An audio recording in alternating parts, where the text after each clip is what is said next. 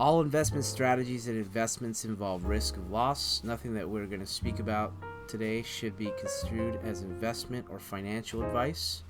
Any reference to an investment's past or potential performance is not and should not be construed as a recommendation or as a guarantee of any specific outcome or profit. What's up, everybody? I am Albie13. So today I'm joined by my guest, Allo.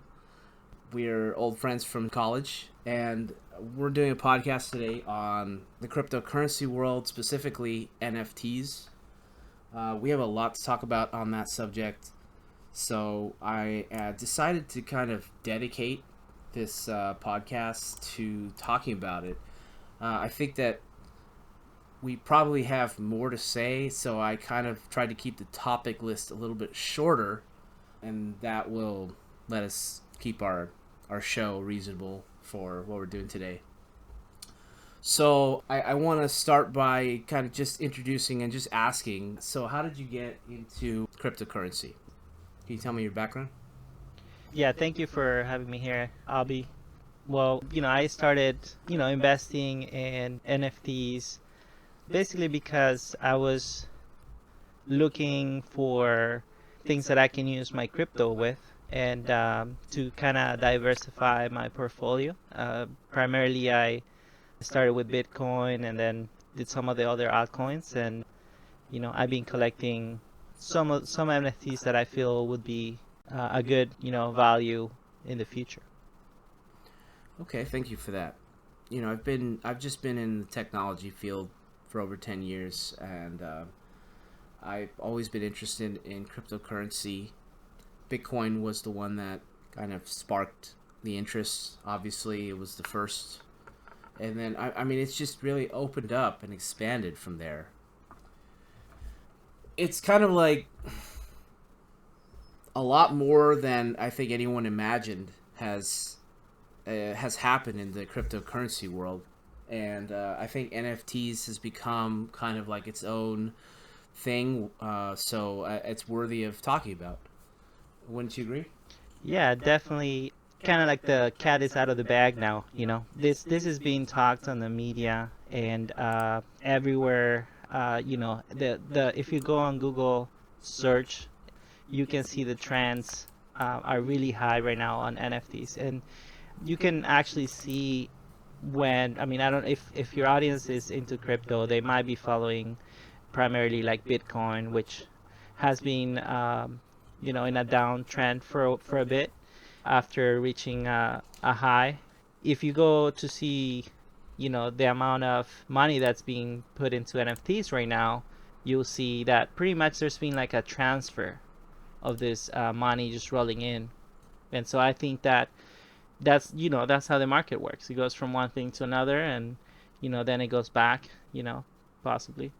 Yeah, I think it's interesting what you said about a transfer. I'm sure there's a lot to talk about on that. I want to move on to the first topic that we have. And, so I came up with this topic list, and I was talking to you off the air, where I was kind of like, I really wanted to make a big impact on the first thing that we talked about. It's unavoidable. So I want to talk about one of the biggest NFT projects that's been kind of like in the news over and over again. It's the project is known as the Bored Ape Yacht Club, and as I understand it, this is a NFT collection. And so, just to, I guess, for those of you who are listening who are uninitiated, NFTs is kind of like related to, obviously you could do a lot of research on it, but it's like smart contracts that get into what they call non-fungible tokens, which is NFTs, what it stands for. And it is something that somebody can create, and in this world it's called minting, and they can have ownership of it, I suppose, through having the wallets, having it in their wallets. Can you also have ownership some other kind of way? Yeah, I mean, it's you can see it as kind of like the future of ownership, right? So, and it could be all kinds of property. I mean, you can you can think of different things like tickets to go watch a concert. Maybe even in the future, you can buy a house this way, like, um, proof of purchase, for different things.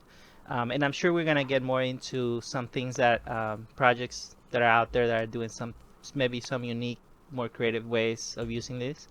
But it's a way to tokenize property, ownership of property. So that's great. But right now, it's also a way for artists to monetize their digital work, right? Because that's kind of a new way for them to able to kind of break from the agents or break from the traditional way of earning income, right? They could get royalties from their art, things like that. Right. So those are some valuable points, I think. Yeah, I think there's an entire education on NFTs and how I mean specifically it relates to artists and art. We're gonna get right into this for the people who do know kind of some of what's going on, and we are getting a lot of news recently, so we're just gonna move with the news. Now with all that said, I do want to actually jump into the topic of the Bored Ape Yacht Club. This is a collection of art, like we talked about. There are many different art pieces in it. I think it's 10,000. Yeah, 10,000 unique Bored Ape NFTs. So that means to say that there are, and these are all individual ownership, right? Where there are 10,000 people that own that each, or somebody can own more than one, but that's how it is. They're unique, right? Yeah, so generally you would, either mint an NFT and then you receive the amount based on how much you minted, right? But you can also buy them off of someone else. You can trade it, and then if someone else wants to release their ownership and give it to you, you do it directly with the owner of it, right? So that's one way where you can get more than one. Okay. I'm on their website right now, and I can see that they have a listing of all the different art, which is like represented by some. They have human-like apes that are wearing clothes, and they have different accessories, and it's this kind of. Is this counterculture? What is this? Yeah, well, the whole idea for this one, from what I understand, is it has to do you're aping in, right? It's kind of like the new way of meme culture, right? Or meme investing, right? You're aping into, Yeah, is that uh, aping in? Yeah, you you're know, teaching me something about. and so I mean, this is maybe some of the audience knows more about this than me, but I just kind of had that idea because I think, I heard this before. I read somewhere about this, so I think, that's kind of the meaning behind the apes. But they're all supposed to be unique and different rarities. So that's kind of what it's boiling down to, is that they all have different not personality per se, but like they Basically, look it's rarity traits, right? So they have different traits, skins, right? different, hats, smiles. Different hairstyles, Yeah, different. Um, some of them have blue fur, some of them have cheetah, whatever. and different expressions, Yeah, and so I mean, and different background color even. So yeah. so And so I mean, yeah, when you have to make 10,000 of them, these are the kind of variations that you see. yeah. Anyway, that's really interesting, but I want to talk about what it means to get involved with this thing, and it's kind of exploded. It's become very popular, and so somebody who doesn't really know, they sold out very quickly all the first 10,000, right? Yeah. And so there was a lot of desirability. People wanted to get them. So if you go to the website now, actually, there's a link that says you can buy an ape, and it links you to a place where you can purchase them, but you're purchasing it from people who already own it, right? Yeah, you're purchasing in the second market, so you're basically buying it from a collector or someone who owns it or on several of them, um, and they're willing to release that to you. So this is like the one that they kind of are copying it. I don't know, not exactly, but they they did really well with a lot of important points, a lot of things about it. It looks like, I mean, for example, it explains here that it uses the Ethereum blockchain. So when you deal with these NFTs, it usually deals with one specific blockchain, and this one is Ethereum, which is one of the first cryptocurrencies that supports this kind of you having ownership of, is it a token? Am I using that right? Yeah, essentially it is a token. Right. Yeah, It's a token, and they say that nothing can happen to this token. You can own it, and nobody can take it away from you, but you can sell it or trade it. exactly. Yeah. So that's the interesting thing, is that there is some kind of ownership to it. There's kind of a running joke on the internet that somebody can steal the art. It's like going into a museum, grabbing a camera, and taking a picture of the piece of art on the wall. Have you really stolen that oil painting off the wall? No. So Right. it Right. is kind of ridiculous in that sense. Yeah. Yeah. But people want to be quick to say that, oh, anything I'm seeing on my smartphone or my computer screen, it's not worth anything because I can just take it. Right. But that's not really how it works and what it's about and why people think it's worth money. So it is kind of funny. Yeah, it is. It's something that, people need to get, I guess, more educated on. They need to understand how these things work. It's a new subject for a lot of people. So So these are the interesting things. I really want to trying to go down the list on the Bored Ape Yacht Club, and not to focus on them for any reason except to say that they were the original one that made a huge impact, a huge explosion. And they became worth hundreds of thousands of dollars, and even millions of dollars. I just quickly wanted to say on the next thing that one of the things about owning an NFT from the Bored Ape Yacht Club is that it could potentially give you access to all of these types of collections. Usually have a Discord. I'm wondering if they are able to only speak to other members in a special area on their Discord. But that seems to be kind of what the idea is. You become part of the community and you can do things as a community. yeah, yeah. They basically you're getting high worth network individuals, right? And you're Yes. able to join a club with all these people that own them, that are able to own this, and it's almost like having a network of people, right, at your disposal. And aside from that, they're offering you're offering you membership to do various events or things that you can, maybe they have some exclusive events or parties or things like that. Yeah, and that's you hit on right on the point that I wanted to talk about, which is actual real world physical events that you can go to, because supposedly you have access, you can go there and you can enter because you have ownership, and you can prove that you have ownership. Yeah. One thing I wanted to mention is that one of the actual first NFTs that it's regarded as being one of the most iconic ones. It's actually Crypto Punks, and so they were one of the first ones. But Bored Ape Yacht Club kind of took it a step further, actually giving the kind of membership and benefits, right? So it's an added, you know, a roadmap that per se that they kind of say they're gonna go ahead and you know give the owners of this.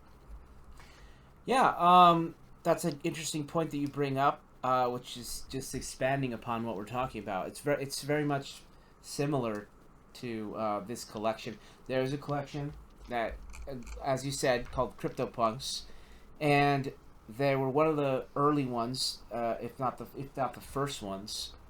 Um, and it seems to be the thing that crypto. I saw CryptoPunks come by the conveyor belt, so to speak, Mm-hmm. and to me, I was not. It did not appeal to me, the art style. Right. It's kind of like an 8-bit style. It's pixel art. I thought, hey, this is neat, but I didn't think that I even wanted to own one, let alone when they got expensive and worth hundreds of or thousands of dollars. I just figured like I didn't really care. Yeah, and some from what I, and maybe someone can correct me if I'm wrong, but I think that actually some of these were dropped free, like a free airdrop, Yes. and eventually they became, if not one of the most valuable NFTs in the market. And they're, like I said, one of the originals, if not the first ones to distribute. It was like 10,000 of them as well. And a lot of people use this just to kind of to have your profile, right? It's like your profile pic, right? And that's kind of a way of Yeah. flexing a Rolex, right? Or something that you own that's very expensive, right? Yeah. That's good. Interesting that you brought that up now because we might even talk about how Twitter is getting in on it. They want to support NFTs, and they noticed a trend of people putting for their profile pictures the NFT art and using them as a profile picture. And so people like to do that. I could see the appeal. So I get that. And so if that's what your interest is, you might want to collect a lot so that you can put different profile pictures of your art, and that's kind of it's a conversation piece. Yeah, Um, some of this I believe people like to kind of choose something that may resemble them, like maybe, but a little bit, on some of the traits. Maybe you always wear a hat, or maybe you have a mohawk, or but maybe your color is fuchsia. I don't know. that might be cool, and that might be worth something. But I just can't see the value. I can't see the same value. I can't see the You mean same as for interest. ape? Yeah, Yeah, I mean it's like, okay, think of maybe something that I know you like, right? Like watches, right? sure. Right? Yeah, There's very love watches. expensive watches, right? That may not look, they look very utilitarian, right? They're not as fancy or flashy as something that's maybe in a lower category, like uh, less expensive, let's say, more affordable watches, right? Maybe you have a Rolex, right? They're Yeah. not like the best looking watches in my opinion, but they're very expensive and they're very iconic, right? So it's more like they have um, that brand behind, right? Hmm. That's kind of like the initial NFT. It's the OG, it's the blue chip. If you have one of those, no matter if you think they don't look as cool as the other one. So like, kind of like, neutrally speaking, CryptoPunks is like a blue chip. Yeah, yeah. Hmm. I mean, people would. Uh, By virtue of them, what being first? no, well, because they're one of the most valuable, and yeah, because they were one of the original ones, right? So they're more valuable in respect of money wise, right? And the price tag of it, right? It's a lot more expensive, if not along the lines with the Bored Ape, right? Sure. Um, yeah, I just again, CryptoPunks is interesting. You get one and it just sits there. It's like I don't know. You just not even a goldfish swims around. I mean, Yeah, I mean, you're you, talking about utility, right? I Utility, kind of. perhaps, right? Because the Bored Ape, you're buying a membership, and CryptoPunks, you're just buying a picture to put on your That, profile on Twitter, yeah, it's right? like a huge Yeah, I difference. understand that, but Huge. so is like, let's say, buying the Mona Lisa, right? You're paying extremely lots of money to have that, but if you have that in your house, imagine telling your guests, "Hey, look, I own the Mona Lisa." Does the Mona Lisa do anything for you? No. If you So, drop the Mona Lisa in the discussion, I'll leave you be on that. Let's go into the roadmap thing that you wanted to talk about here. So we looked at this roadmap thing, which said, what is this when they receive all of their funding? Is that what that is? 100% of the funding? yeah, I believe yes. Okay. So they had some milestones listed on their website, and they talked about that. I found it interesting because they were going to give away 5 of the apes that they held back. They call it airdropping when they give it to people that are in line, and so this is to people who already bought one. They were going to choose random people who bought one and give them another one. And presumably the reason why they were doing this is because they knew it was going to be expensive, be an expensive item, and they're rewarding you. Yes, and so if you notice, they would have done some of this already, right? Like they're already crossed out, meaning that they already accomplished this, I believe. Is that what it shows in your screen? Yeah, exactly. That it's been done. Yeah. So a lot of these have already been done. I mean, and they have one that is like a treasure hunt, Yeah, right? I a treasure hunt. It's so open. That could be anything. Yeah, and so they're gonna, whoever I guess solves the mystery will be rewarded with ETH, right? So, Okay. That's so cool. it's just that they're giving you ETH, But right? that's being Free. involved in the community and Yeah. knowing what's going on, and you could get ETH and you can get Yeah. rewarded. But isn't it a little presumptuous for them to give you the thing that you bought as if it's going to be worth a lot of money? If you I guess if you think that ETH is gonna do good in the long term, 5 ETH, I think that's what it says, 5 ETH. It's not even ETH. I mean, You're getting an NFT. that You're spending money to mint it, as I understand it, right? So you're buying into this. no, Right? you're getting 5 ETH and a board ape. So you're getting an extra ape, No, and you're not on getting. the 20% Or look at reward. 80%. At the 80%. I know, but I'm talking about the ones that they gave away. Oh, you're going through the ones that already happened, right? Because I was Yes. going over the one that hasn't happened yet. No, I'm going over the one that happened already. Okay. And supposedly, if that's 20% of which is that if they sold out of all 10,000, doesn't that mean they received all the funding? Yeah, it's done. Those the one you're reading right now has happened. Someone already got, that. Yeah, Yeah. but again, what I mean by it's presumptuous. It's like saying they're kind of tooting their own horn. They're saying they're saying we're worth something before it's even been put on the market. No, it's just a promise, right? That they may do it if they complete the It's 20%. a promise that they're right? going to give you if the they thing. do it, right?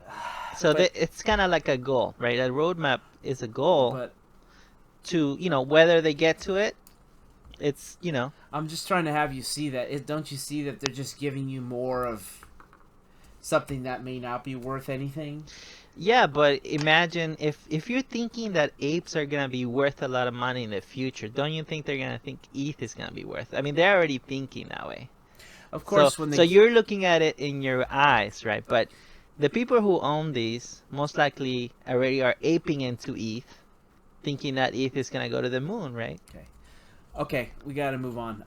It's good. I mean, obviously, if they reward you with a crypto, it's possible that the crypto may go up in the future, and so therefore that might be a nice thing to reward your community. I will agree with that, and it's a brilliant thing. Can't go wrong with that.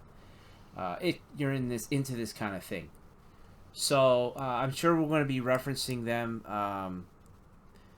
I think there was something I wanted to talk about in relation. I mean, we barely touched on the fact that you're going to have access to things in the real world, but we're going to be touching on that a couple times and other things that we talk about today. So moving on to the next topic.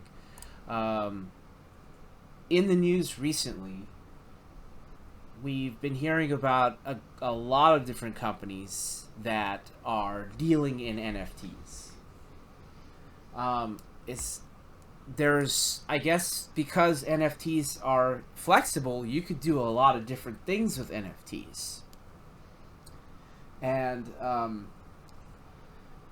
there was a bit of news that talked about how companies are buying NFTs and selling NFTs. Now you have to understand, like, I mean, there's a lot we're going to be talking about today, but the most basic thing is you have a company that is an entity that has a board of directors, maybe it's a publicly traded company, maybe they have a CEO, and they're making decisions to buy NFT art usually. Yeah. That's worth great untold amounts of money. Maybe do you have any examples off the top of your head? You mean of companies that have bought like maybe like a Bored Ape, No, well, yeah, or are but they you talking usually about buy like some kind of releasing their own NFT? some kind of. Usually they buy from a famous artist or something like that. Hmm. I don't know that many Yeah. famous artists, but I've just seen a lot of news on this. I mean, from the top of my head, I don't have anything, that has been released like that. But I know that, nowadays you'll have artists who are releasing their own NFTs through, you know, um, you know, what do you call them? Art houses, art, Yeah, galleries. galleries, but very, Art houses like the group, you know, yeah, that sell the uh, NFTs for them. yeah. So they auction them off just like they would a physical piece of art. And now the artist, a famous artist, is actually doing this as well with their art. Yeah, so it's really interesting to me that like first layer right away, companies without involving the public, they might buy a piece of art from somebody famous, and then they might sell a piece of art. And well, what do companies want? Profits. So I'm assuming that they're buying art and then they're selling it for more money so that they can earn money.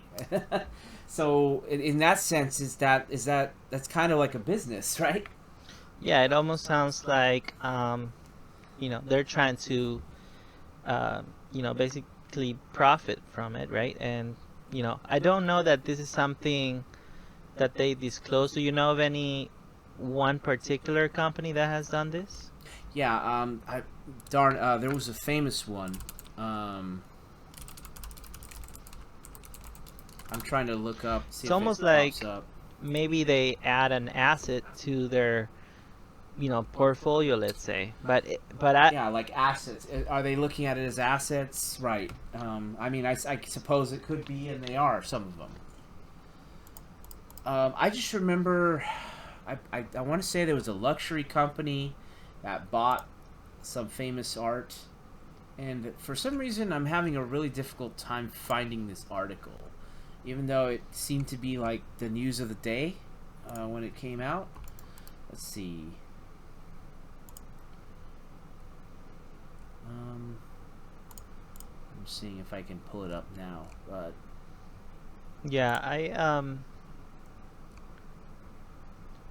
yeah, I believe they have art houses, right? Very high end,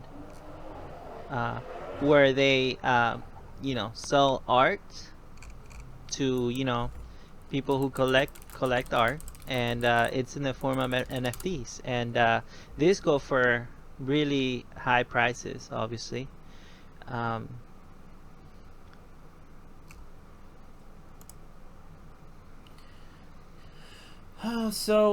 for some reason I can't find that. I haven't been able to find that. I've looked twice. Let me see this article right here. Sells collection. Well, they sell a collection, but this collection and now this is some new news that I'm just reading up on. I don't actually know who owns Bitcoin.com. They look like they do some news. They're reporting that Dolce and Gabbana sold an NFT collection for $5.7 million US dollars.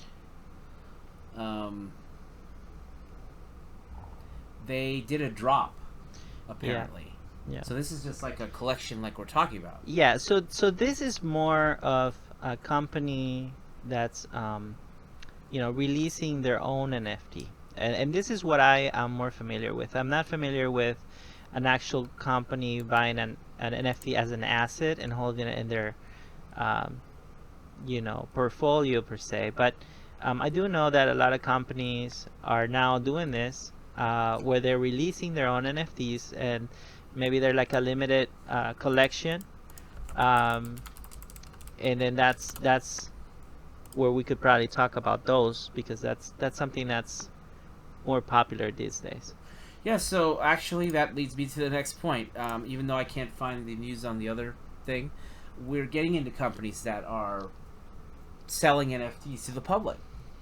Yeah, Um, they're two of the biggest companies that have been on the news is Nike and Adidas. yeah, yeah, Uh, uh, it just goes. I just grouped them because of shoe company. Um, and so, as I understand it, is it Nike that is selling NFT shoes? That is just essentially an image of a shoe. Is that so? They partnered or bought out something. I have the news article here that I will switch over to.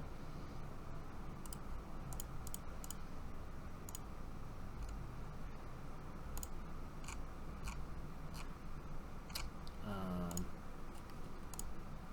so they anyway they're where is my Nike article? This is Adidas. This is Nike right here. Okay, so they acquired a studio, RTFKT, and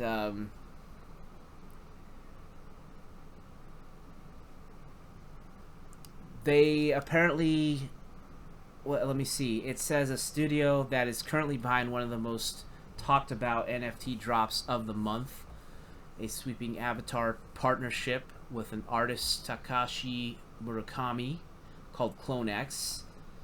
Um, this project has already seen nearly $65 million in transaction volume. Let's see. yeah. I mean, I have some information on that. You muted it. Go ahead. Yeah, I have a little bit of information on that, on another article. This one is from the Wall Street Journal, and they say there that Nike acquire RTFKT, which is artifact, pronounced artifact, and it's supposed to be a startup that creates NFTs of sneakers and other collectibles. So that was an early drop that was successful, and they basically with also Adidas sold some of those as well, for 23 million. It was worth 23 million, and it was sold within hours. So thank you for that. I mean, it's just as soon as I started talking about, we talked about Nike and I mentioned Adidas. There was this news article that Adidas reveals a new NFT project with Bored Ape Yacht Club. So already they came back into the news, and Bored Ape Yacht Club just keeps coming back into the news, and Yeah, now there's actually some kind of business deal that's happening. yeah, Um, Vogue Business Reports. So they said that Adidas was getting into some kind of metaverse strategy. Um, they have NFTs that are available via a metaverse destination, which metaverse is something we haven't even talked about right now. A short explanation is that they are doing virtual worlds, digital worlds called metaverse, where people are going to probably be having meetings online, much like they do Zoom meetings, but now with avatars and things like that. That's probably a loose description of what the metaverse is, but it's interesting that they're talking about people owning virtual goods in the metaverse. And so that's what this is kind of catering to, or what this is for. There was they came up with a special app called Confirmed. That's the name of the app, where Adidas is going to drop NFTs. You can get early access to something that they call Into the Metaverse NFT. So I mean, this is all just very new, and it's probably rewarding people who are early adopters and who are following the brand, and who are, who are very tech savvy, I guess, and they get the new app, and they actually, are involved with cryptocurrency. I mean, you're pretty advanced if you're at that point, right? Yeah, I mean, you probably would know that their target audience is gonna be on the younger crowd, and one interesting thing to me on this is that from what I understand, when you buy, let's say, a pair of sneakers, physical sneakers, you can resell them, right? They maybe they're valuable, and you collect the sneakers, and then you resell it to somebody. Well, what happens is, that gets transferred to a new owner, but the company itself, Adidas, won't get any royalties from it, right? Because now it's the new owner, the collector of the shoes is the one that's getting all the profit. But with an NFT, they're able to get a percentage of the royalty. So Adidas will be able to get like a cut of like 5%, for every sell and resell, right, of the NFT and the metaverse. So that's how they are. They're getting some part of it. Yeah, but that's part of their business. It's gonna add revenue, to a good reason why do NFTs for their brand. So I'm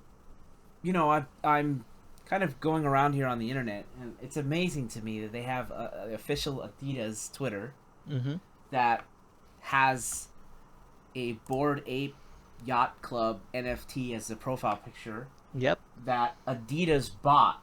Yeah. So remember, we were talking about companies buying NFTs, but this is, there you go, a collection item that is a character that originally used Adidas brand. It was rotated, the logo, but they didn't get permission to use the Adidas brand. They didn't get permission, but they liked it, so they bought it from presumably one of the owners, and probably for a pretty penny, right? Yeah, I'm most likely, yeah. So it will be interesting to find out. Maybe you can find out later if what was the price they paid for that, But I don't know if we're gonna find that out. Whoever owned that sucker hit the lottery. Okay. I would say so. They wanted it, and they probably didn't care about how much it cost, and they acquired it. That was a smart move. It's unbelievable. So anyway, that's them buying the NFT, but that's not just about the partnership. I guess there's let's see what else is going on.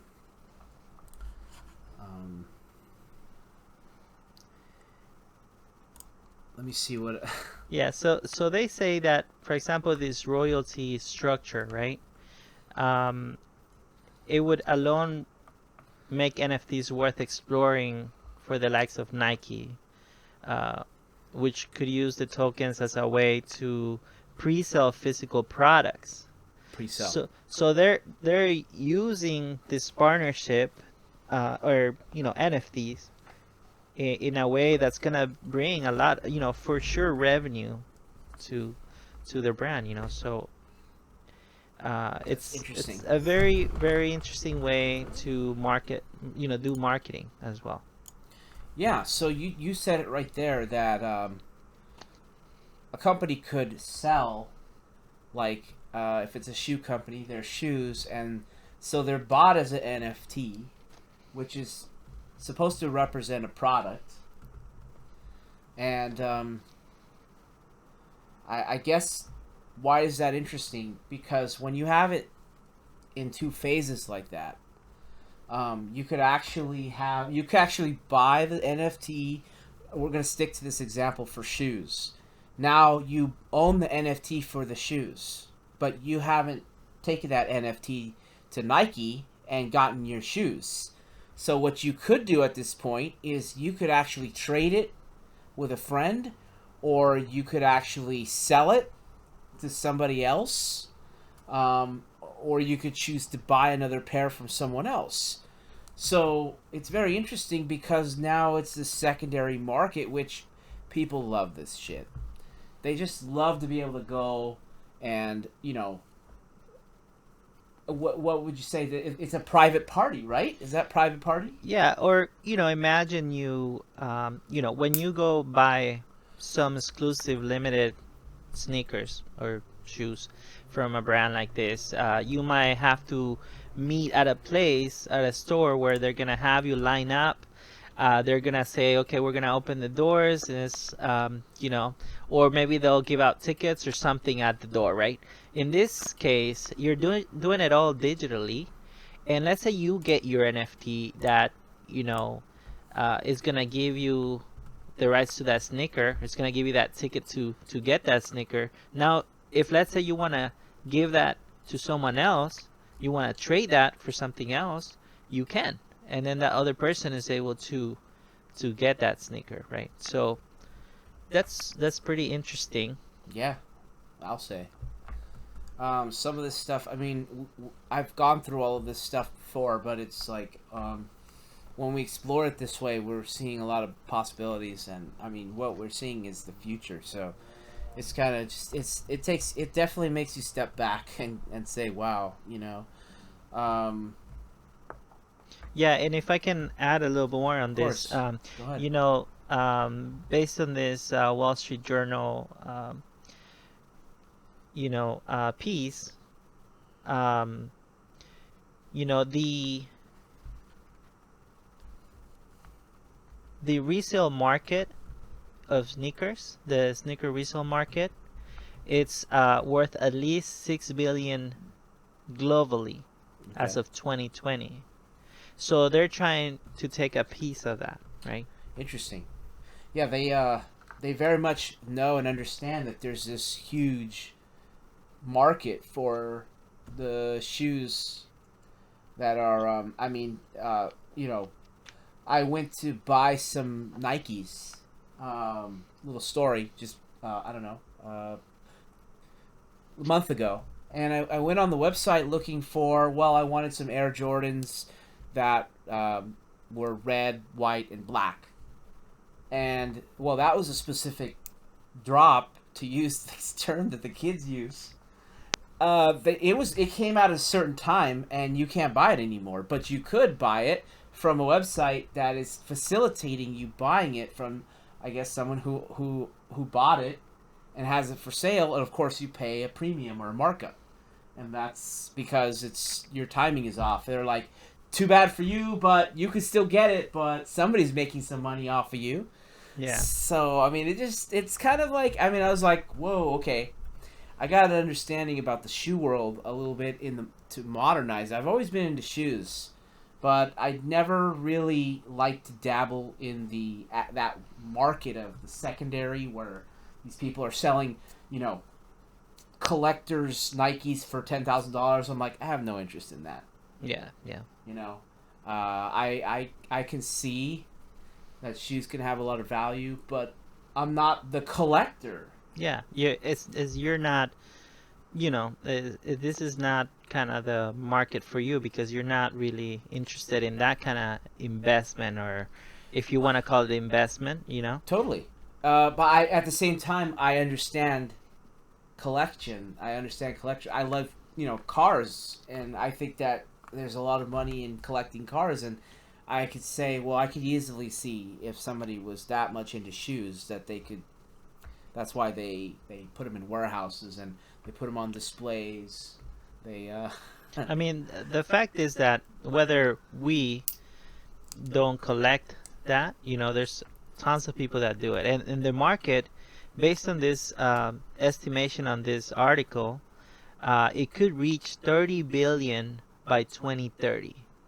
So imagine that, right? Going from 6 billion to 30 billion. That's a lot of money, right? And and then if you compare to that NFTs, um, they're also growing. So in 2020, there were over 100 million, right? And they're estimated last year, 2021, to have grown up to 44.2 billion.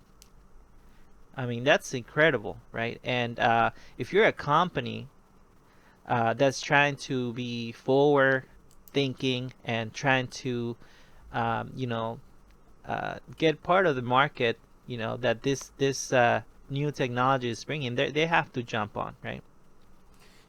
Yeah, that's the idea. They're referring back to this news article.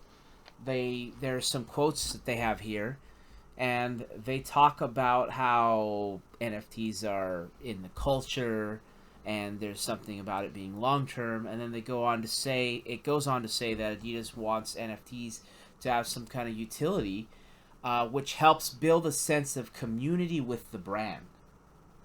So that tells me that some of the value of them doing all this is about how do we hook the people that buy our stuff and are fanatical about our brand and keep get them in the community even more and tighter. Yeah, it's Um, another addition uh, to keep them hooked, like you said. so is it brand loyalty?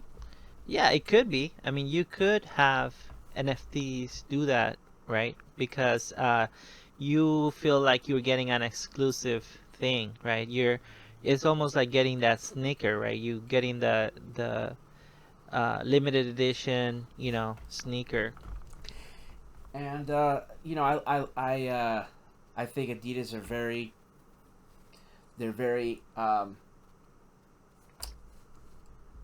I hate to use the word cool because it just seems like Yeah, I mean they're we would have cool, man. evolved by They're something else. They're cool. iconic, right? They're cool shoes and clothes, of course.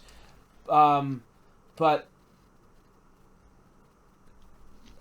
then they go on to talk about how Adidas is so important to the culture of streetwear, wearing all the gear and the clothes, and how they could see them building out something in the digital, physical, and digital world. And it's like they're making it a little bit too big there. Yeah. Well, it, It's it could because be a little bit of marketing, right? Already in there, right? To yeah, kind of get people thinking on yeah, on that the already. quotes and stuff are trying to market it, but in the real world, like Adidas is just it's fighting to. There's so much, I would say, indie stuff.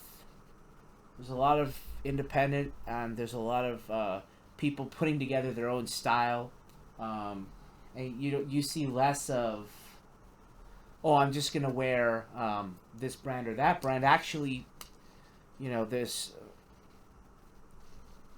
it's not always necessarily about wearing the mainstream brand.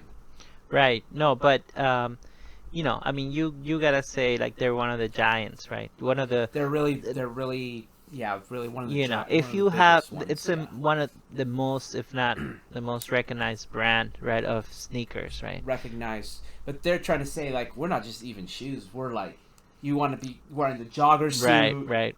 and I don't know what else.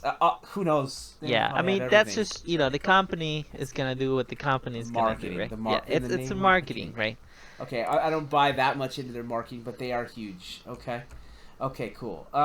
So let's go down on the topic list here. Um, now that we kind of talked about NFTs, we've really talked about a lot of things, and one of the points that I have to talk about is like the marketplaces. We're gonna get back into brands and stuff that's going on with NFTs, but I wanted to talk about NFT marketplaces. Um, and there's a reason for that, which is like, if you're not into NFTs yet, I mean, you might even be wondering, how the heck do I buy an NFT? And I think we've talked about advanced things, like the fact that Bored Ape Yacht Club sells NFTs. Where do they sell them? They sell them on markets.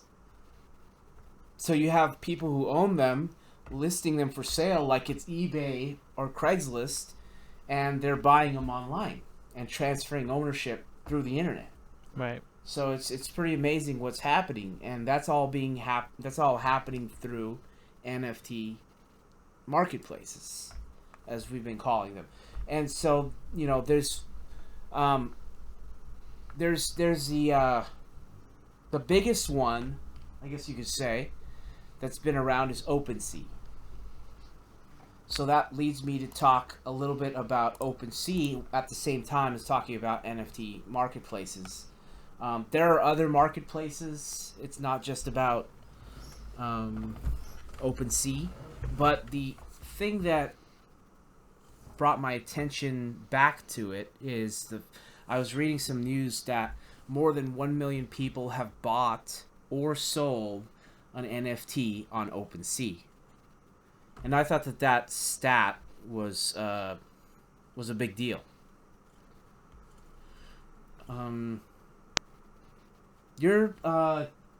We've talked about it before. We looked at stuff on there, so we're pretty familiar with OpenSea, right? Yeah, yeah.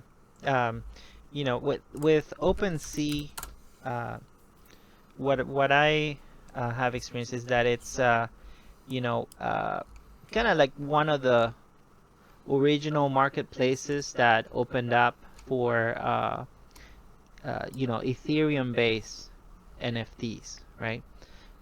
They use Ethereum as the main currency, right, to be able to purchase these. So, there's different blockchains, and I mean, we could go, that's another subject, right, to talk about, but there's different types of, you know, uh, altcoins or cryptocurrencies, blockchains, right, that, But you're talking about in terms of the different markets and how they yes. support Yes, different so I guess blockchains. my point is that Ethereum is the main blockchain that most people know, and that OpenSea is based on that blockchain Right. because the most famous NFTs that we've been talking about so far are based on Ethereum, right? So Right. that's the most popular one that most people will get started with. So when you go to OpenSea and you get past their first page, the homepage, you basically get dropped into what is you see a lot of listings. You get to see the art. You get to see a lot of this is what is on sale, in kind of like an auction format, or they have it for a set price that you can buy it at, and it deals with Ethereum or Ethereum based, like the Polygon network. And you can basically, as if you're shopping online, you can set like price ranges. You could set if I want to buy something now or if it has an auction, and you can easily you can actually easily see collections. Yeah. That's kind of a nice feature that they have, is that you can go to one of the collections and then it shows you all the ones that are in that collection that are actually here and presumably for sale. Yeah, they have ways for you to sort them out, by, low to high, high to low, and like different marketplaces you may know already, like we said, eBay, those kind of places. And yeah, like Avi said, you'll get to see the different collections, and then you can look at the images of the NFTs and choose what you like. Um, in terms of the marketplace, I guess the only other thing I could say is that there are other popular ones for well, I guess, yeah. So I guess we had a discussion. This is interesting because it was kind of like we thought that these marketplaces were going to fight each other. Like, who is going to be kind of like the big marketplaces, right?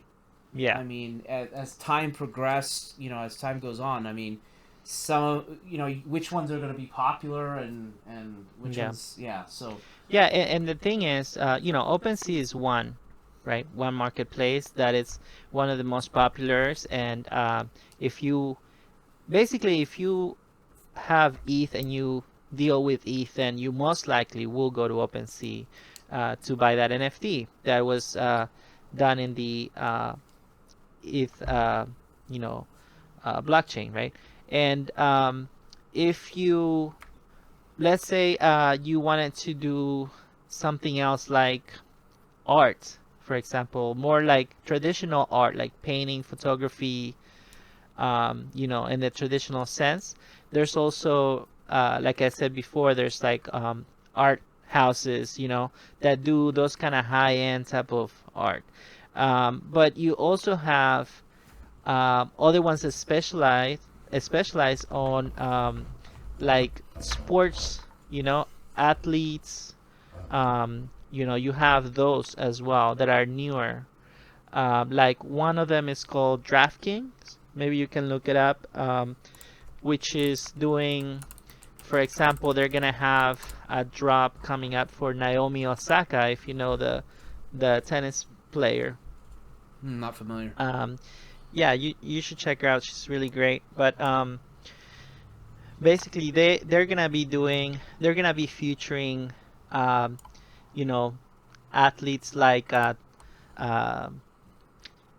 like football players. I think they have Tony Hawks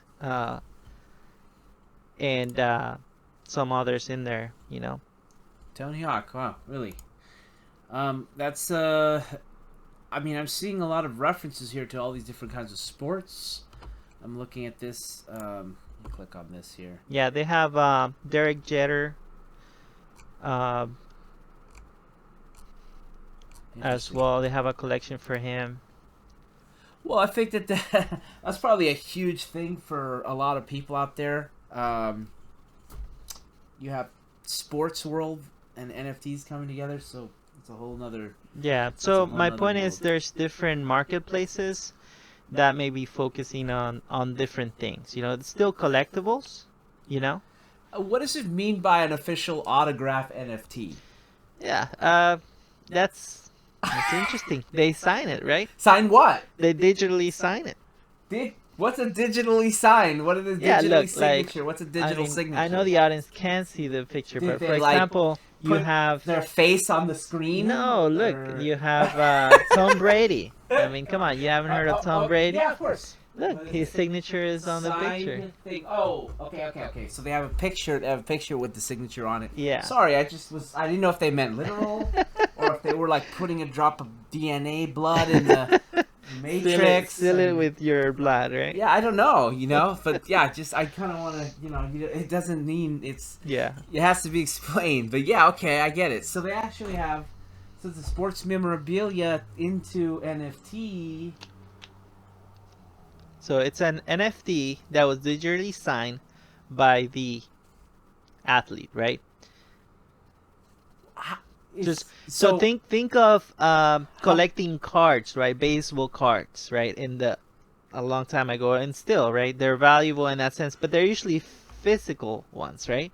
You keep them in your, you know, collection stash. I don't know, but these are digitally uh, made, right? So that, I would think that if artists, I mean, I say artists, but I mean like if there's a sports figure, yeah, if they've decided to release an NFT and presumably it'd be limited because that's how you kind of create value. yeah,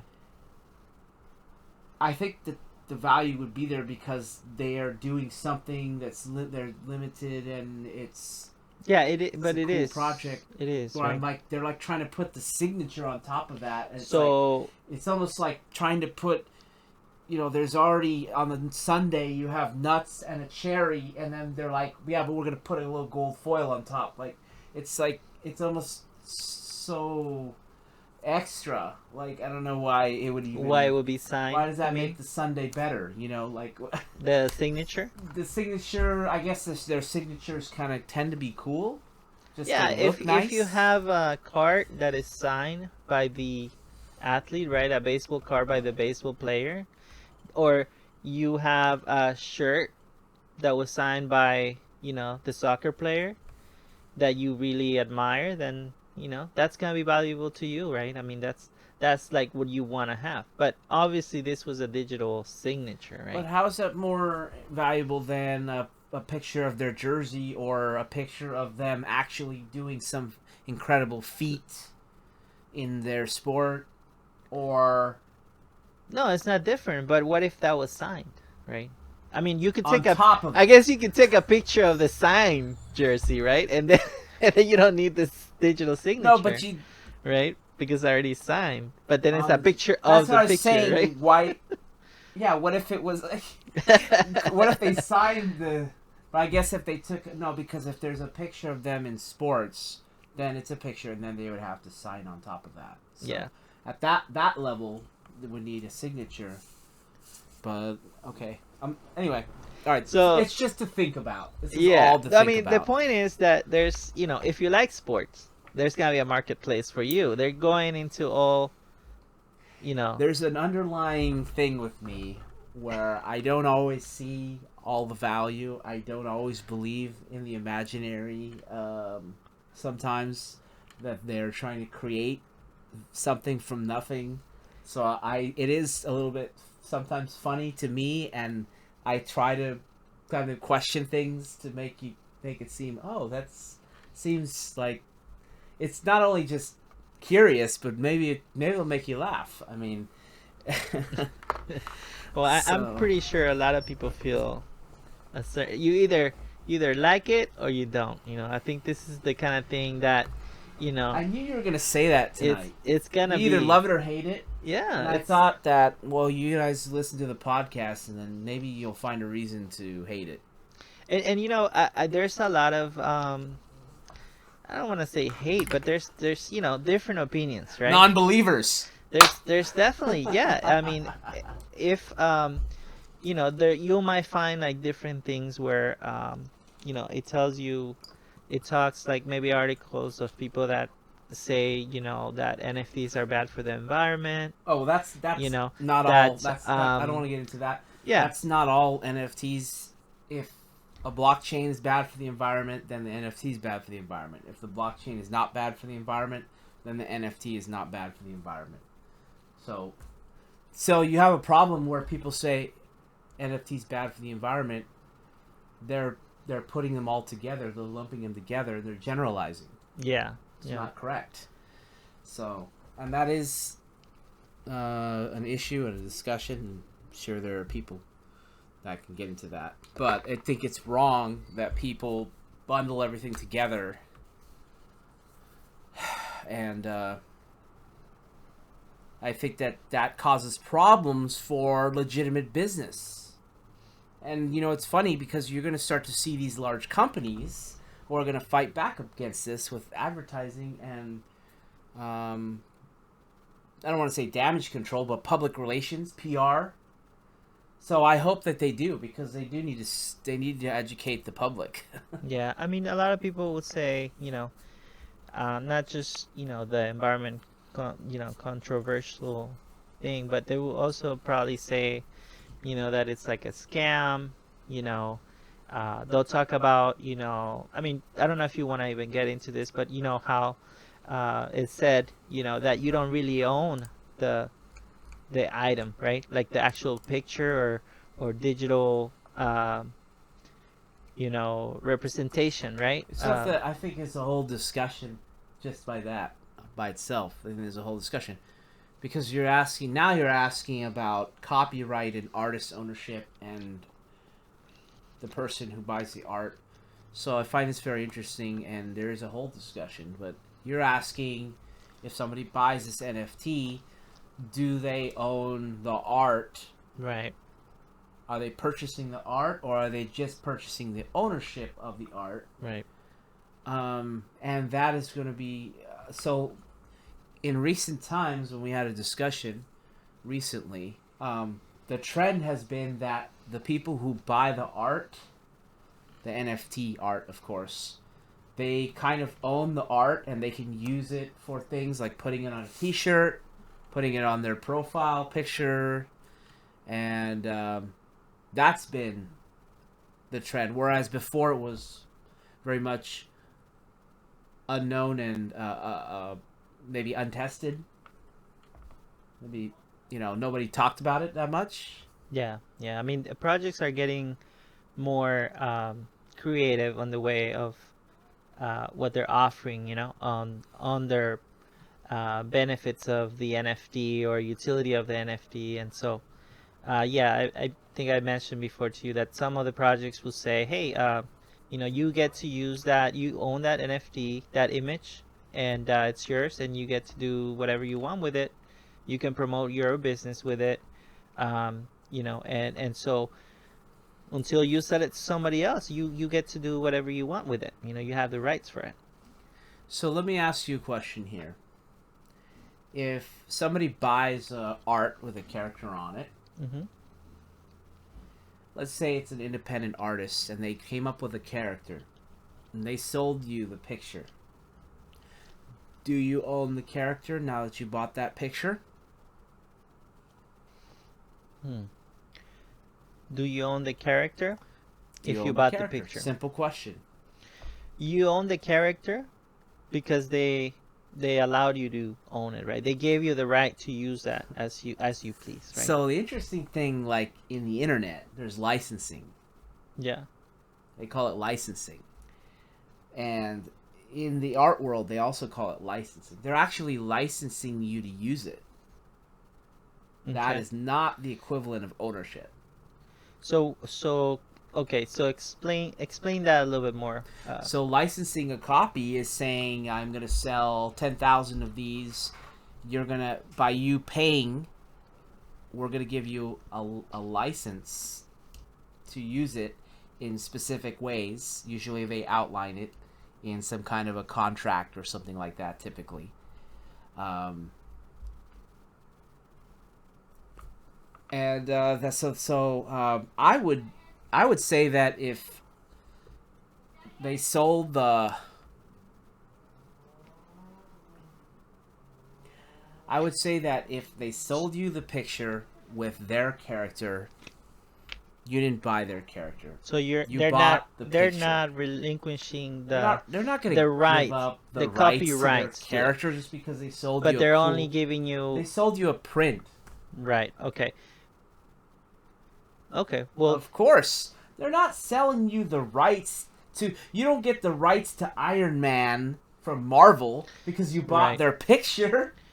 sure, but Marvel the wouldn't movie. wouldn't say we give you, that they wouldn't say, hey, have this, it's yours, right? But if the project is telling you, hey, you can have this NFT and do as you please. Well, now you're going to projects Right. and NFTs, but I Well- was asking about artists. No, I'm talking about NFTs. We're talking about NFTs, right? Now in NFT world, they can specifically give away the rights and ownership. Yes. Yeah, I'm saying, yeah, Marvel is a big, giant, right? So I don't think they're gonna let you have that that easily. But a smaller project, or this is in the way that it's working, at least in the type of NFTs that I purchased some of them in that way.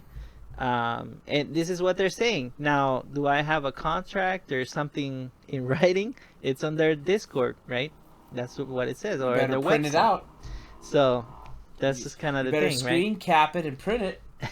I better If they better tell- frame it. I think that if they give you ownership of it, it's better for you buying it, and that's explicitly saying. They're specifically saying that you get ownership of it, of the character or the way it looks, and you can use it for a multitude of things, whatever they say you can use it for. Mm-hmm. Then they're actually telling you. And that's I think that's good for the people who buy it. But if they don't tell you this stuff, then it can be argued. and Obviously, yeah. If they didn't tell you, then you don't have it, right? But if they're but telling you, right? if they tell you, then you can have it. Yeah. Right. So that's something that might be so if you're buying NFTs, you might want to look for that. Yeah, and then that's why some of them, that's the kind of way to create value for the collector, right? Like they're interested in that kind of stuff. It's like Sure. maybe they sell you, hey, actually you can, um, I don't know if you want to explain this a little bit more, but like staking, right? Staking. Now you can stake your NFT and earn basically part of royalties of what their sales are, or something like that. So you can, it's almost like passive income, right? You could do that in some of them, you know. Yeah. Yeah. So it's just an example. Okay. All right.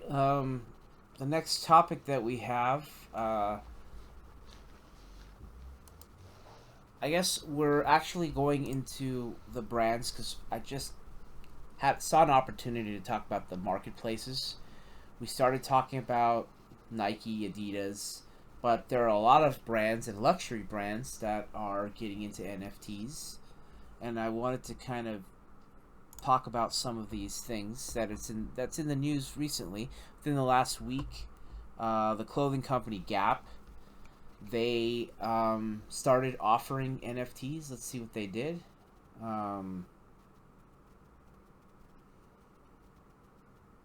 I guess they had different rarities for the Mm-hmm. NFTs, which is one of the themes that we see Yeah. commonly, and that is like, and tell me if I'm wrong, but basically you put your money in like a big gumball machine, and you get your like NFT, and it can be really rare or it can be common. Right. Some are done that way. Yes. Some are done that way, and so they have like rare, they have common, and they have epic. Um, oh, and then they have one of a kind Right. above epic. Yeah. Whatever. This is from the news article. Right. This is from Complex. They're out. They have this news article, and it says here that you could buy them for $8.30, which is some equivalent in crypto. Um, these things are set at specific time dates when they do it, when they release them, and so that's just, oh, let's see, following other companies. So the news is kind of going around in circles because it's saying that other companies recently were doing NFT stuff as well, and I'm going to get into another brand. That was just a brief one, but it's interesting that the approach is what's interesting. Gap decided to do this rarity and to do a drop where you can get one of the rarities. So it's kind of like, what is the approach of the company going to be? And I think that I'm finding that interesting to not for just discussion, but to understand where companies are going with this stuff. Yeah. I have an article here about luxury brands specifically. So this article here talks about brands like Rolex, Louis Vuitton, and they talk about they're talking about stuff in the metaverse for this. Yeah. So we're going into, again, augmented reality, virtual reality, buying digital goods. These companies are not even promising that you're going to get something physical for when you buy these NFTs. Right. Right. Yeah. They're playing into the metaverse, right? Virtual reality, where you might be able to get a digital item that you can use in the metaverse, right? Or you can display in the metaverse, you know, that represents the brand, right? So they're saying that you're going to buy these things, they're worth the money because you're going to get an item that is you might, your avatar or something, you might wear it, or you might put it on display in your virtual house. Exactly. Exactly. some things like this, something like Something that, like that, right? yeah. So it's really advanced. It's like they're kind of putting the cart before the horse because all of these virtual worlds and things like this. I mean, recently I've actually looked into Microsoft's Oculus metaverse and Facebook, which has changed their name to Metaverse, and there's there's not much there. Right. Um, Yeah, early times. the amount of, if you were to call it content, you have like an hour's worth of content on each of those platforms, in my opinion, and they're basically starting to try to come up with an economy. They're trying to sell you some virtual apartment on the Meta side, which is the Facebook side. Um, Microsoft basically is trying to um, stimulate people to build worlds on their platform. So they actually want the community to come in, and yeah, that creates a lot of interest in people to come in. I did find it interesting. I did send you a little piece of. I sent you a message with a picture, and it showed that they were having cryptocurrency discussions For the metaverse? on this Microsoft metaverse. And that is, so they were having virtual meetings on the internet to talk about cryptocurrency. You mean like having meetings in the metaverse? That's right. Yes, yes. So, Well, I have, I think I mentioned, we talked about this before. I think I sent you one that um, they had a whole convention, right? Of uh, one of the blockchains, if I can mention it, it's Cardano, right? They had part of it. You could be in the metaverse listening to the founder talk about the progress um, of Cardano, what they're working on, and you get into your avatar, you go there and you listen to that. Another one that I experienced was an NFT that that I had purchased, and part of it, they had also one of the meetings where you had like a party where if you own that NFT, you were able to join them and talk about their future and what they were trying to create. this you is know. online? Yeah, this was online. Yeah, so, I mean, we were so caught up in something that I think that people would be interested in, which is like you can have an NFT and all of a sudden they take the rope down and let you into a physical location.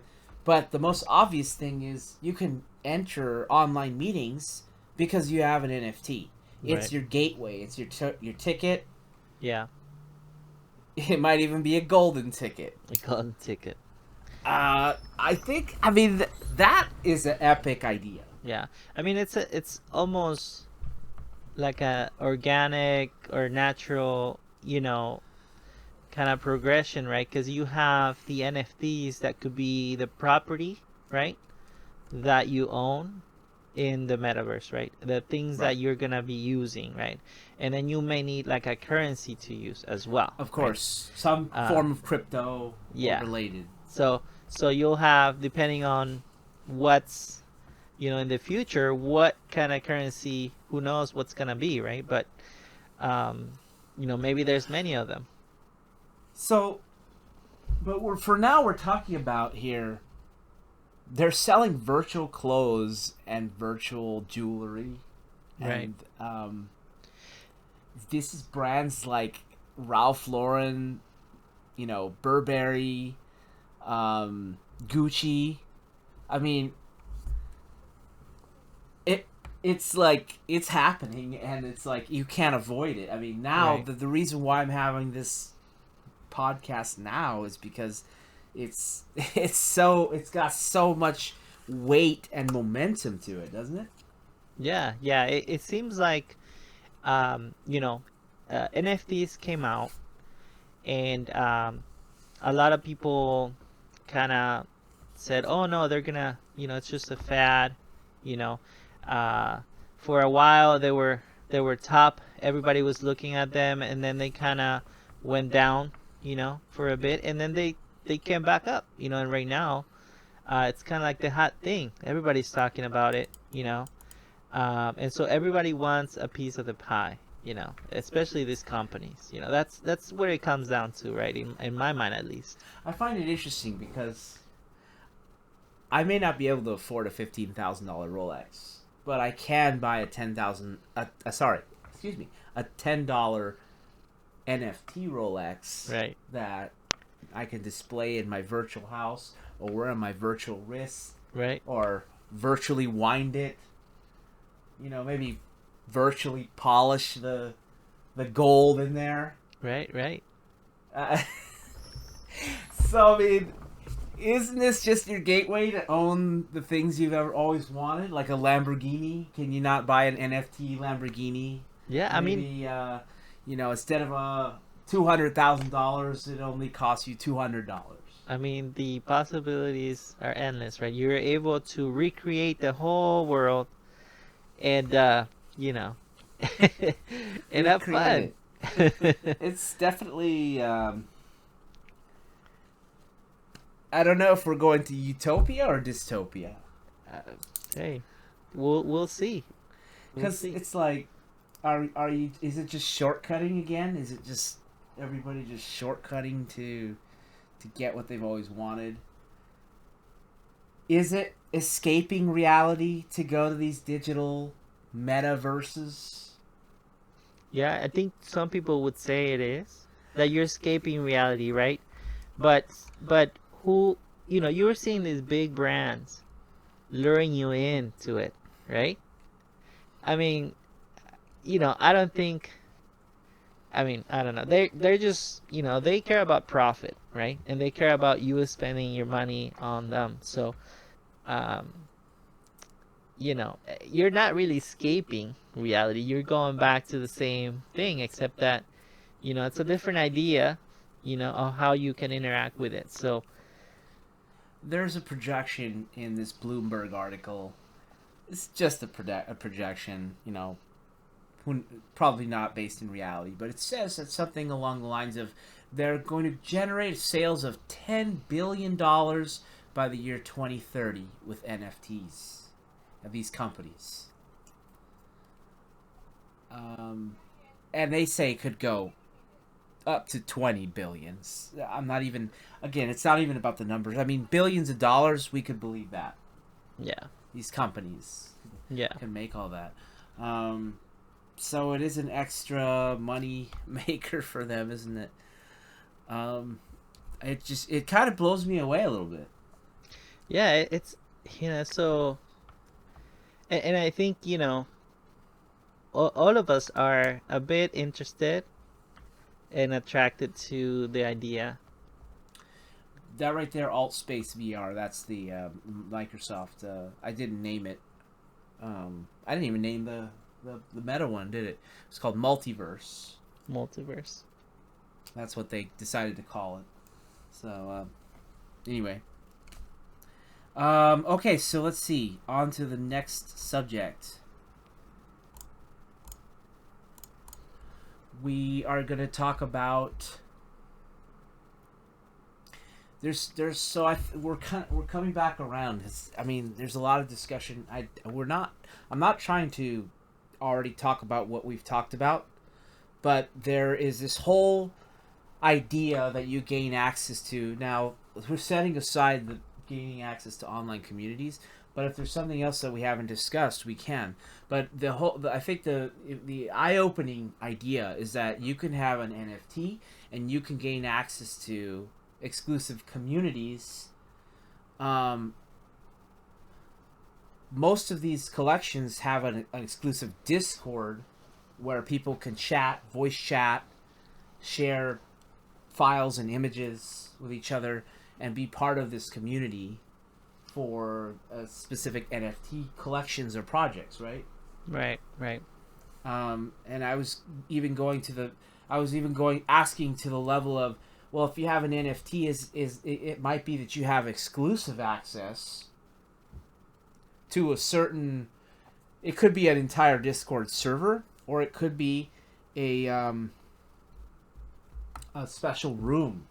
Right. You might have a role, for example, as they call it in Discord, Yes. where you can go to a special area or multiple areas Right. where people can talk about, and if they have the NFT to get them access. Yeah, and some of these projects, they will say, hey, if you get, let's say they have 10,000 uh, copies of the NFT, right? And the first 10,000 are more valuable, are more rare. So therefore, you get more benefits, or you're the ones that get to have maybe free drops, or you'll get the access to certain places, right? And so that kind of incentivizing the trading aspect of it as well. Maybe you want to upgrade, to the more expensive one so that you can actually uh, get into this, get the access that you want. So,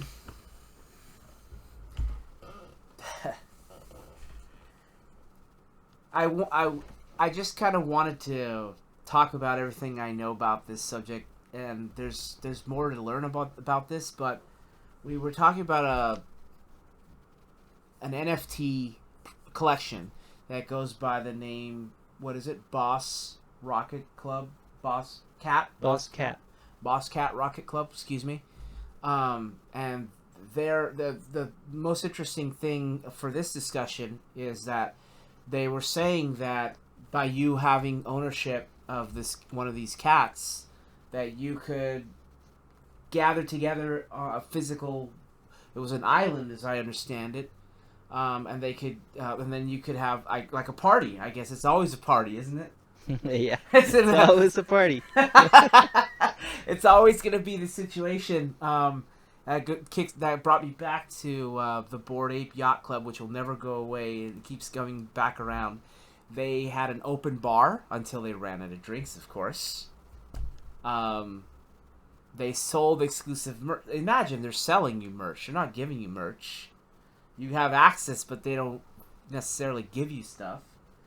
But I guess like I said, for in that club, it was like it was cool in that club to wear the merch, which I guess made you even a more hardcore fan of. It wasn't enough just owning an ape. You also had to wear the gear, the clothes, the merch, I should say, merchandise. And yeah, do you know of any other things that if you had an NFT, you could get access to real world things? Yeah, other NFTs, primarily the Bored Ape Yacht Club is the one, the main one that most people would, get that kind of access. But you were talking about the Boss Cat Rocket Club, and that's one that's very popular on the Cardano blockchain, and it has a very strong community, and the people who are the creators, right? They have very interesting ways to engage them, and things that they're gonna be doing. Like you said, they're gonna have that. They're gonna go to an island and have a party, and you're gonna be having access if you have a cat. Primarily, they're kind of expanding on what the Bored Ape did, So it's kind of they're using that same type of method, but they want to bring this into the Cardano. Another one that's doing that, pretty much a lot of them, smaller projects, are trying to recreate it. But yeah, like, we're gonna go back to the Bored Ape because that's the main one that's that started it all. They just did a lot of things very well, and everybody copies them, but not necessarily all the parts of them. Now, I wanted to move on to this news article about the NFT restaurant in New York. I thought this was really interesting. I was reviewing the article today, and I think that this goes along with what we were talking about. So there's a restaurant owner. The news comes from Fortune. The owner's name is Gary. He has a difficult last name. Vaynerchuk. He is the founder of restaurant reservation service Resy, and he's an NFT advocate. He plans to open the first NFT restaurant in New York in 2023. So the interesting thing about this is that, what does it mean to be the first NFT restaurant? Well, in the definition here is that you can't go to this restaurant unless you own membership through the form of an NFT. Yeah. So it's a club. I think it's classified as a club where you can eat, which is a restaurant. Of course, it is a restaurant, but it's basically, if it's all membership, that means you belong to a club. That's usually how you say it. And it's saying that the seafood-inspired Fly Fish Club will be a members-only dining club, and membership can only be verified using NFTs, or their NFTs. It goes on to say that the membership is verified through the blockchain technology, and it's very different from how conventional memberships work, because most memberships are just like a database or something. They have sold 1,500 tokens and raised a total of $14 million. So this thing's going ahead whether we care about it or not. Right. Yeah. Hey. And I guess this is New Yorkers. New They're Yorkers. getting on board this train. It says that the starting rates for membership started at 2.5 ETH. Okay. Do you know how much that is off the top of your head? The price varies, but it was maybe somewhere around $3,000 to $4,000 per ETH. Wow. You know. So yeah, $3,000 to $4,000 per ETH. That's $6,000 to $8,000 for membership. So. so yeah, you're right. It's very interesting, and so it's a 10,000 plus square foot dining lounge, cocktail bar, an outdoor space. So you're getting something pretty grand for this kind of membership. It's interesting because there's always details left out. Like, you buy this membership, does that mean you're a member for life? How long's the life of this restaurant? That reminds me of another club where you pay. I think it was $10,000 a year, and it actually went up. So it's not too far-fetched to think that you might pay $8,000 a year for the membership. Going on this news article, to kind of tell you what you get for this membership, you still have to pay for the food. So you just get the NFT. So, even though gives you you're access. Pretty wealthy, and you buy this NFT and it gives you access, you still have to buy the food and drink. That's a bit of a downside. So it's almost like a membership to a fitness club, right? You go to do your workout, but you have to pay for the fitness trainer session, something like that. The interesting thing is they're not saying it's yearly. So you buy it once and you own it forever. I mean, theoretically. Yeah. So does it mean that it's a good buy? Because it's a one-time. I wonder if you have the website of the restaurant, or maybe they have a little more info on that. Yeah, I could pull it up. Here it is. Beautiful picture of the fish that they have. It just goes on to talk about the private dining club, and you can get access to the early access list by putting your name, email, phone number. Let's see. They have a Instagram for updates. So they're using the social media, but not Twitter like you might think. They're using Instagram. They actually have 8,270 followers, so they got some people, at least maybe a lot of friends that they got to put in there. But yeah, they have the Fly Fish Club. Here's the restaurant. Here's some information here. Yeah. Membership allocation, pre-sale, Okay. public launch, reserves. how it works. See what it says. First of its kind, focused around utility. It actually says that. Our members can use and enjoy the club, converting a typical membership into an asset. So they're the ones that are putting it forward that you're buying an asset. When I go back to the news article, they kind of talk about this. So here's the quote. By tokenizing it, by making it an NFT, membership becomes an asset. The person owns the membership. Like a membership card or a membership pass, but the card doesn't belong to the club. It belongs to you, supposedly. This is some kind of, it's like it's like out of gold or something. Mm-hmm. And if you lose it, whoops, you lost your card. But of course, well, you could lose access to your NFT too, right? So anyway, I'm not going to get into that, but no, but they say they own it and they could use it to enter the dining club as was intended, but they could also lease it when they're out of town. Huh. So they're saying, hey, here's an idea. Yeah. Why don't you rent it out? Rent it out. And then that could be considered an asset. I mean, in my mind, you can get income stream out of something like that if you have someone that wants it. So I guess exclusivity is a thing. In New York, it's probably huge. Yeah. So everybody wants to belong to this exclusive club that only has a set number of members, and what do? You wait for somebody to die, or you buy somebody's membership.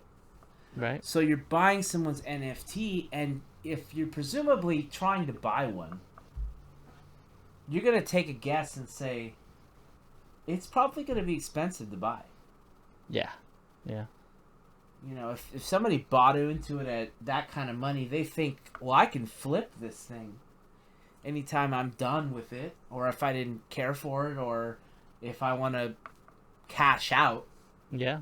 Which is, I guess, if it's an asset, then presumably you can make money on your asset, right? Yeah. So I could go so far as to say, if I want to make some money, double my money maybe. Who knows? But like, if you turn, it's not far fetched to think that you could sell it for $10,000 when you bought it originally for $8,000. So, is that interesting to somebody that they could be a membership for who knows how long they go there? They kind of enjoy it, and then they finish with it. Yeah, they move on, and they might sell it and. So this is so they're kind of saying like they're the first of its kind, but they think that other places are going to have this kind of focus on NFTs membership. Yeah. That other places are going to do something like that. Yeah, I mean they're gonna copy this business model, right? Right. And it's funny how we keep seeing the same things. Actually, the news article says Flyfish Club tokens are already being resold between members and those who want to be through OpenSea. So it's working just like what NFTs are doing already. So it's something that's already happening, right? Look at the stats on the top of that. I know the viewers, the audience can see what you're saying. Explain to them what we're looking at. Which one are we looking for? Let's look at the data that you see right there. Do you need me to read any of these out or activity? Yeah. What's the floor price? Oh, right. So and what is the volume of it? I mean, how many people are actually doing? So you're right, because as I understand it, the floor price was 4 ETH, right? Originally? 4 ETH. No, you said 2 point something. 2 point something ETH? So. And now it's 5.97? Yeah. 5.9. That's the floor. From that means 2.4. The average of the lowest, right? There could be people asking for more, actually. Yeah, there are people asking Essentially, for more. you could be paying around 10, maybe 8. to 10 right now. But what? That's a lot of. You said that an ETH is 3 to 4,000. It's actually about 3,100 right now. Okay, so 5.9. I mean, I could literally do 3,100. That's still, it's $18,000 conservatively, but this could be like that, and this could be like. Yeah, so it's actually I'll just go 6. right now it's 3178. So I mean, I'm just saying this could be about a $20,000 sell. So originally 8,000. Now they did have one that was worth more. I think gave you a little bit more access to more things. That one was 4. So they did have a 4, but that was a higher level. So yeah, interesting. I don't. They did 2 tiers for some reason, but these are not. There's the one I think that's worth more, and that's 16. that one's 16 ETH. Wow. That's like the higher level one. Yeah. What's is there another one there? Another like that 17 ETH right there. Oh, there it is. $54,000. Yeah. $55,000, etc., etc. It goes on and on. So now we're talking about. And you can see that chart. I mean, that kind of shows you the volume right now, right? And if it's going up or down, you know. So this one kind of, you could either wait a bit and see if the price goes down. It Right. just depends on the popularity of it. Right. So. Wow. I didn't know that they were gonna put it on the market already. You bet a lot of people, or not a lot of people, but a lot of other restaurants or exclusive places are gonna copy the model, right? There's gonna be exclusive places that copy the model. I'm surprised because this restaurant is not opening for another year, and so they already decided to go forward with membership, dispersed it, and then people are putting it on the market as an asset. I guess they couldn't do that fast enough, right? That was the whole thing is, hey, you're buying an asset right now, and it's attached to this. But, I mean, as soon as you heard the word asset, people all already like, oh, I'm interested. Oh, yeah. I know who you are and what your company is. And so they already got enough momentum without even having the place built. Yeah. That's the promise of a restaurant. It's a promise. Not it might be a hole in the wall. I don't think so. It might be you with a little goldfish in a bowl, and they serve you a filet-o-fish sandwich, and that's what your membership gives you. Well, the moment that happens, you're gonna see that chart go way down, and you won't wanna be holding one of those. So so it's interesting. So if the restaurant maybe it has a rough start, we could say, just being Yeah. putting it lightly, nicely. If they have a rough start, maybe the desire's down because they were expecting it to be very grand. Yeah. I mean, if you're thinking of an asset, it's gonna have that kind of volatility, right? Almost like a stock, right? It's gonna have, Right. If the stock, like a stock of a company, is not doing well, has bad news, right? Something's happening in the day-to-day that investors don't like. They're gonna get spooked. They're gonna start selling, right? Yeah. It's gonna be the same thing with this, which is very interesting, right? Yeah. That it translates into this, right? Yeah. So I want to move on to what might be our last subject. I want to talk about specifically this company that is dealing with NFTs now. So they decided to sell NFTs, but there's a twist, and maybe this is maybe this is part of the future of NFTs. So Hennessy, the alcohol company, decided to sell NFTs, I guess, I guess as an asset. It seems to be the way that they're looking at it. And so with the idea with that, let me pull this up.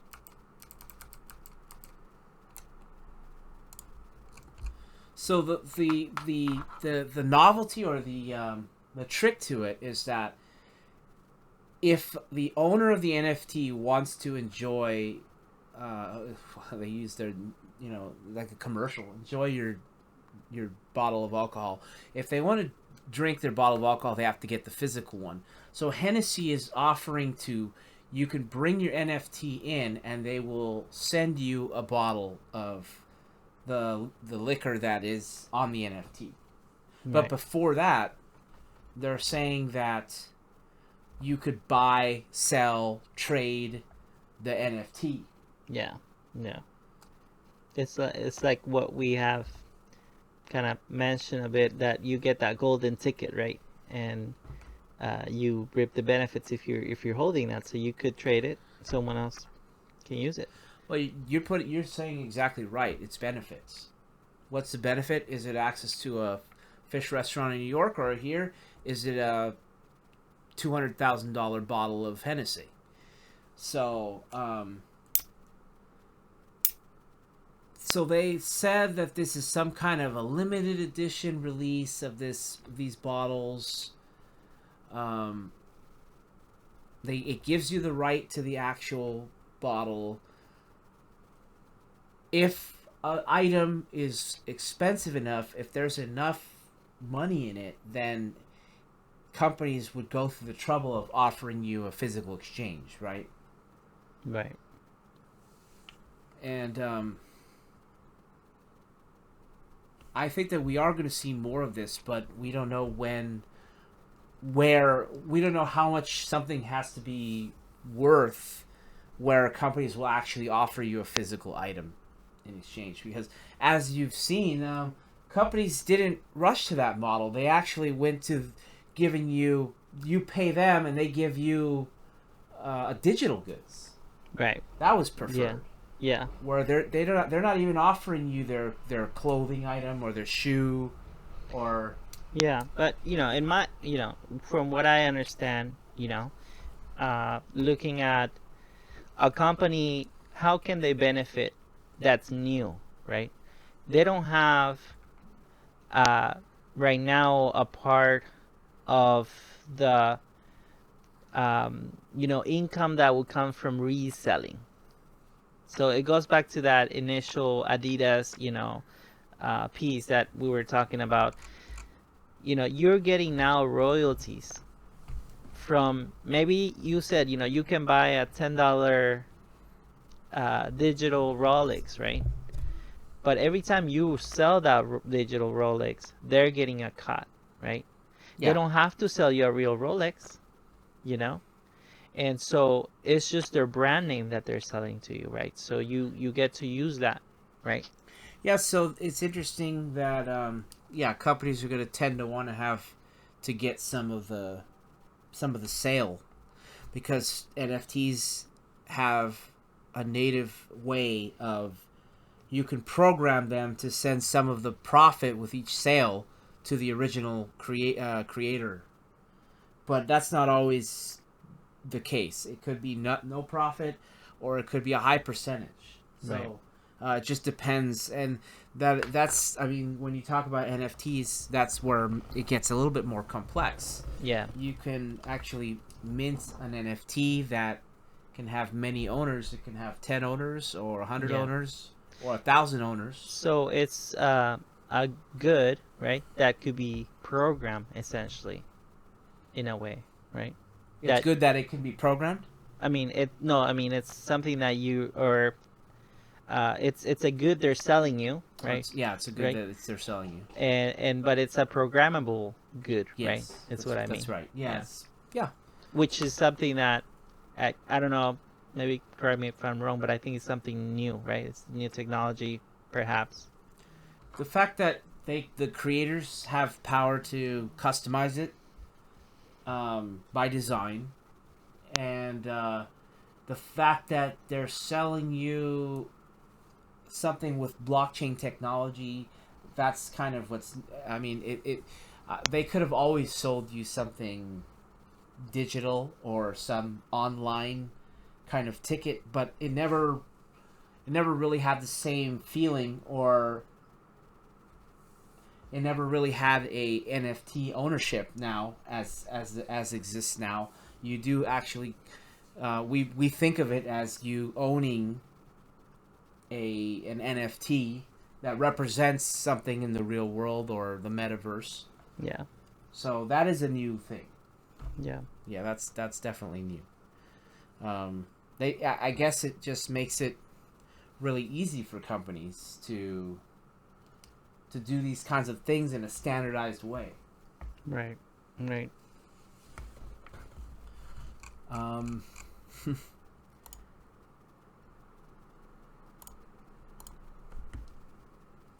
and that's really what we have for you this evening. We've come to the end of the topic list. Yeah. I think that's a lot of NFT to go around, right? Yeah, there's a lot that we said on NFTs, and there's still a lot to discuss on it. I think that's kind of Well, one thing that I wanted to mention is that I wonder, you know, uh, if there's exclusive, they're targeting, some of them are targeting like a high net worth individuals, right, or people, right, and definitely. I wonder, if these people know how to actually go to a marketplace, because there is a learning curve on how you can get this NFT. You have to know how to get a wallet, how to, get all this set up before. So I wonder Yeah, so I can kind of if, answer that. yeah, if they have Um, someone else that helps them, they do. That's exactly right. So when you get into the higher bracket, higher tiers of people that are very wealthy, they generally do have assistants. They generally do have investors, and they do have people purchase the NFTs for them. So the if basically the people, I think, either they discover it themselves or people run it by them, but they end up getting the idea of, hey, I want to own, for example, the Bored Ape Yacht Club. right? I want that thing.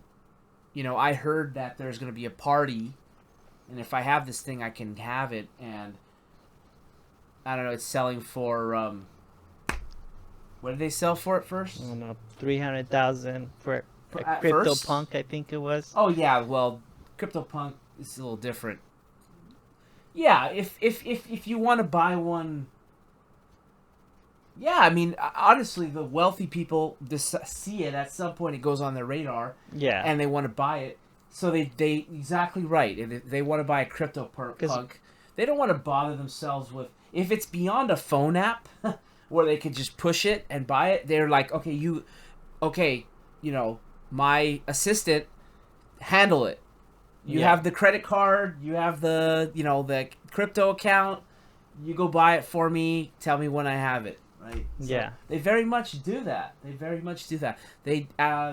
There was a news article where the guy was attending an event for an yeah, NFT, and he didn't know anything about. He said, I don't know anything about computers, NFT, cryptocurrency, anything. I had somebody buy it for me, and here I am. So, I mean, they literally said that. So I was like, well, I'm not surprised because, they wanted two things. They wanted to have the NFT ownership, like showing it on your phone, like, look, this is what I own. I right. mean, isn't that kind of like the wicked thing, right? Yeah, You're you like, you do a little flexing, flexing, Yeah. flexing. You're flexing the NFT, and you get to attend events or whatever they send you or give you, or you can buy with it, like the merch. Yeah, I mean, imagine that they go, they go and you have like Mark Cuban, you know, and and then you have Shaquille O'Neal, right, and Eminem, and they're all like kind of mingling, and I mean, not that they couldn't do it, but now they're part of a club, so Yes, that's really what takes it to another level. It's like yeah. I mean, humans always want to feel like they belong, and if you have an NFT and they create something for you, then you're literally in the club. It doesn't have to be a club, but you belong there because you own an NFT. So I find that really interesting. You have any other thoughts that you want to? no, that think that's you just wanted to kind of mention that. I mean, I want to belong. I I Hey, want to have NFTs. I want to go to NFT parties, physical. I want to go on NFT meetings online because I have the NFT and it gets me in there. yeah. Um, early access. Well, see, the thing is, just adding to that, I think there's still some projects that are coming out that, like we said, they may copy some of the basics, of the OG projects, and they're kind of promising this, but the thing is that it still seems to be early enough, right? That Yeah. someone like you and me might be able to get in, and so although this may take you, a lot of effort to try to figure out how to navigate the whole space, Yeah. but yeah, I mean, it could happen to any of us. Okay. Thank you for listening. Thank you for being my guest.